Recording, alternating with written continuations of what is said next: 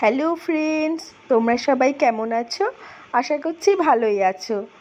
তো আমি আবার চলে এলাম কিউট বাবিন অ্যান্ড মাম্মাস ওয়ার্ল্ড থেকে নতুন একটি ভিডিওর সাথে। চলো আজকে আমি তোমাদের সঙ্গে শেয়ার করব দীঘার সমুদ্র সৈকত। আর সেই সমুদ্র সৈকতে মাছ ধরে কিভাবে জাল থেকে মাছ ছাড়িয়ে সব কি সংরক্ষণ করে রাখা হয় সেটাই। আর তোমরা যেটা দেখতে পাচ্ছ এটা হচ্ছে আমরা যে হোটেলটাতে ছিলাম দীঘাতে গিয়ে, সেই হোটেলের চারপাশের ভিউটা জাস্ট অসাধারণ, তাই ভাবলাম তোমাদের সঙ্গে একটু শেয়ার করি। আর এই দেখো সেই সমুদ্র সৈকত দীঘার, এটা হচ্ছে নিউ দীঘার সমুদ্র সৈকত। অসাধারণ ভিউটা, অসাধারণ, যা লাগছিল না কি বলবো। তো চলো তোমরা ভিডিওটা স্কিপ না করে পুরোটা দেখতে থাকো, আশা করি খুব ভালোই লাগবে।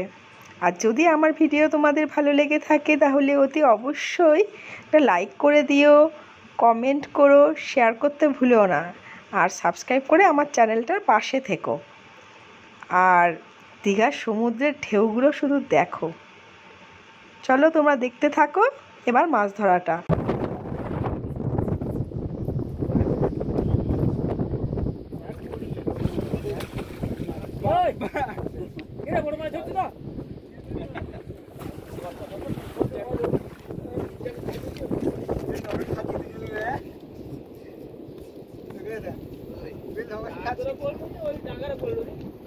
ইলিশ আসছে, ইলিশ